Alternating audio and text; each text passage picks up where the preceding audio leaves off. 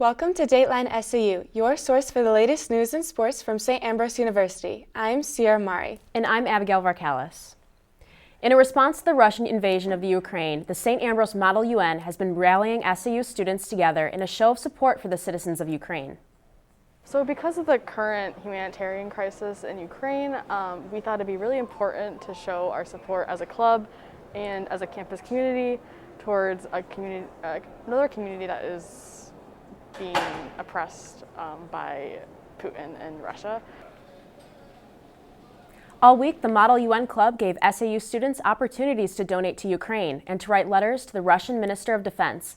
These events led up to a march in solidarity that took place later in the week on the Rogalski Center patio.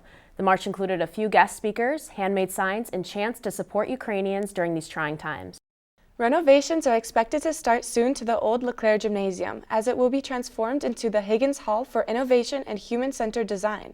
On Sunday, the St. Ambrose community was invited to view the former gym, running track, and swimming pool one last time before the $8 million renovation project begins.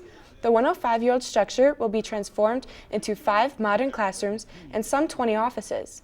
Leclair Hall is the second oldest building on campus. When completed by fall 2023, the new facility will initially house the St. Ambrose School of Social Work, the Institute for Person-Centered Care, and the Master of Public Health program. The Rock Island National Cemetery on Arsenal Island is the final resting place for over 25,000 veterans from the Civil War to Iraq. The St. Ambrose Veterans Recruitment and Services Office is aiming to highlight a handful of our country's heroes interred there through a new initiative, the Veterans Legacy Project.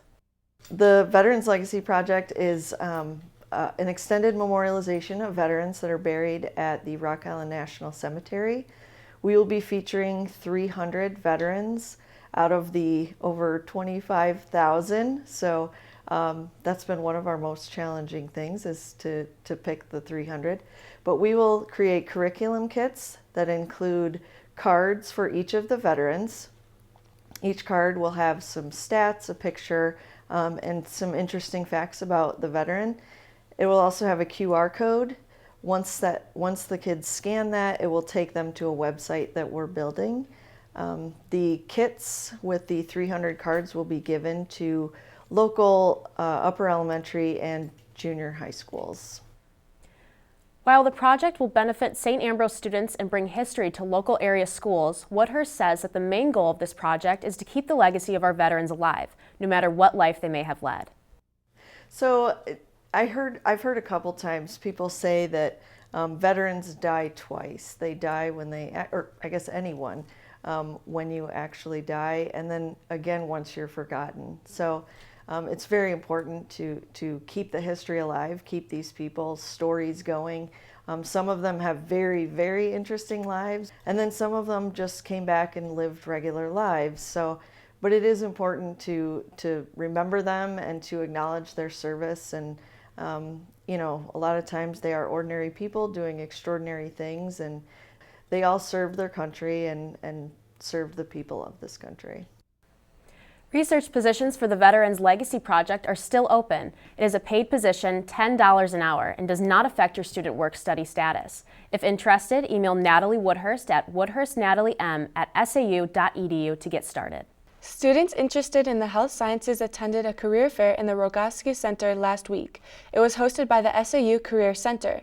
While there, students could meet with representatives from businesses that could possibly be places for future employment. They were also able to talk with people from health sciences programs at St. Ambrose. It gives both students in the health sciences and students who are interested in the health sciences a chance to connect with employers to find out about part-time, full-time, internship, clinical placements, field work, and job shadow and observation hour opportunities. It also gives students a chance to talk to SAU programs in the health sciences to learn more about graduate opportunities in the health sciences. You know, it's a really great way for both local and regional employers to connect with our students and learn more about our health sciences programs. Students seeking help in identifying and developing their own career goals can email the Career Center at careercenter@sau.edu or call them at 563-333-6339. There's a new podcast on the St. Ambrose campus, and the hosts talk all about things environmental. Dateline SAU's Katie Link gives us a closer look into the goals of the podcast creators. The Sustainability Warriors is a podcast dedicated to educating the campus community on being more sustainable. There have already been a couple episodes released, and they have talked about a variety of green topics. So we started with like a fun get to know you podcast, and then we did like a starter pack for college students that maybe don't know how to start, like what they can do every day with sustainability. And then we did big oil. Tonight we're doing vegetarian eating, sustainable eating with Amy Blair, and then we're looking to do a topic on environmental racism, environmental ableism, which is really cool, and then hopefully like carbon tax and stuff like that. This podcast has high hopes of making sustainable topics easier to talk about. I think education and also making it fun. I think a lot of times sustainability topics are kind of like sad because like they're not super promising right now, but I think like Laura and I kind of make it more conversational, so that makes it a lot more interesting to people and they want to listen to that. You can check out the Sustainability Warriors weekly anywhere you get your podcasts. Katie Link, Dateline SAU. If you or someone you know is interested in starting a podcast here on campus, contact KALA Operations Manager David Baker at bakerdavidw@sau.edu. A new club has been formed on campus. The chess club has already participated in its first STEAM event and is looking for players. They plan to meet, play, and discuss the game when they gather on the third floor of the Rogoski Center. We're going to have meetings Wednesdays. We're going to skip meetings for spring break and then for the week of midterms. But then following spring break, we're going to have meetings every Wednesday. The club welcomes all levels of chess skill, and members will be willing to teach anyone who wants to learn the game. The month of March is, for many people, the anticipation of the coming of spring or the celebration of St. Patrick on his special day. But for others, March brings about a different kind of celebration, one for those who help others. March is Social Worker Month, and Dr. Katie Van Blair finds that the best way to celebrate is through service. There's a lot of social action kind of movements that happen in order to advocate for the people that we're most likely to serve, which are usually the most vulnerable people, low income, people that are oppressed in all kinds of ways, experiencing racism, homophobia, that sort of thing. So there's all kinds of maybe advocating to senators or advocating outside of your small little world to a larger entity in order to try and make the world a more just place. Van Blair says that Social Worker Month is accompanied by International Social Worker Day, observed on Wednesday, March 15th. For more information about either the St. Ambrose Master's or new Bachelor's Social Work program, visit sau.edu under the Academics tab. And check the St. Ambrose social media pages for updates and events during the month of March. St. Ambrose is offering professional workwear for students looking to get involved in the job search. Dateline SAU's Mary Evans gives us a look into what the Career Closet is all about. The Career Closet is a resource for SAU students to have opportunities to gather professional clothing for free to ensure that they look put together during interviews and in any workplace. I noticed that this was a lack in resources that our students weren't able to have, so we collected donations throughout the fall semester and we opened up in the spring semester on February 14th. The closet runs off donations and is available to students. Items for men and women are available and ready to be claimed. We have the QR code, which is on the door, and then you can also access that through our portal. And then if you just pop in the Career Center, one of our career ambassadors will also make an appointment for you. You can take anything and as many pieces work for them, but all of the items are free for students to keep. Mary Evans, Dateline SAU. Students in need of an interview or workplace outfit can stop by the Career Center for help. They are open Monday through Thursday from 8 to 6 and Fridays from 8 to 4:30. Coming up, after a short break, a member of the St. Ambrose swimming and diving team wins a national title again. And the men's lacrosse team hosts a big conference for their in-home opener at the St. Vincent Center. We'll have these stories and more coming up after the break on Dateline SAU.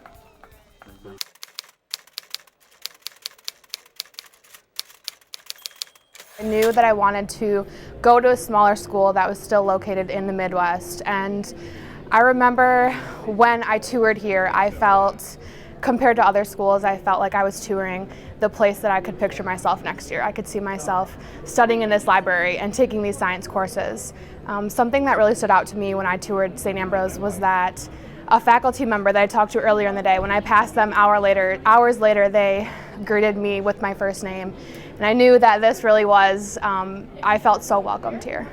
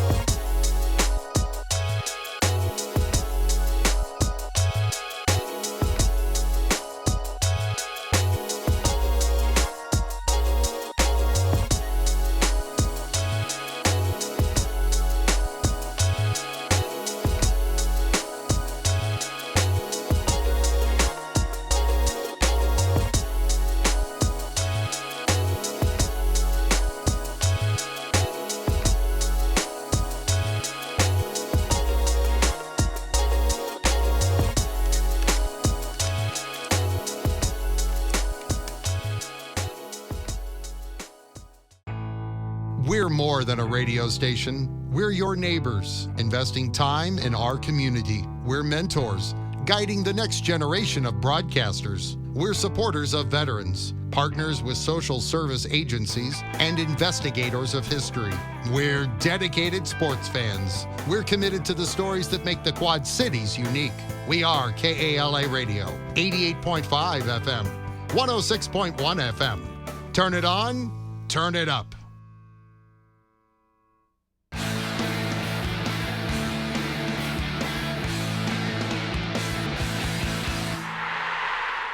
The St. Ambrose women's lacrosse team was looking to build on last week's season-opening win with a series of 3 more home games this week.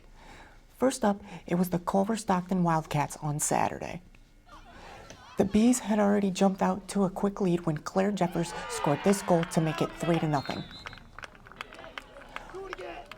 Less than 2 minutes later, Morgan Curzon gets into the scoring column, and the lead is now 5-0. Then it's Annabelle Brown with a nice move and the finish, and St. Ambrose takes this one easily, 18-3. 9 different Bees scored in the contest, led by Curzon with 4 goals, Audrey Warner added 3, and St. Ambrose outshot their opponent by a 34-12 margin. The team kept the momentum going throughout the week. The women knocked off a ranked team, Concordia of Michigan, on Sunday behind 4-goal performances by Morgan Curzon and Delaney Austed. Then on Tuesday, they used 12 second-half goals for a come-from-behind win against William Penn. The Bees will take their 4-0 record on the road for the first time this season when they travel to Bethel, Indiana. Sunday's game was the last for Bee coach Frank Rogers, who abruptly announced his resignation following the game.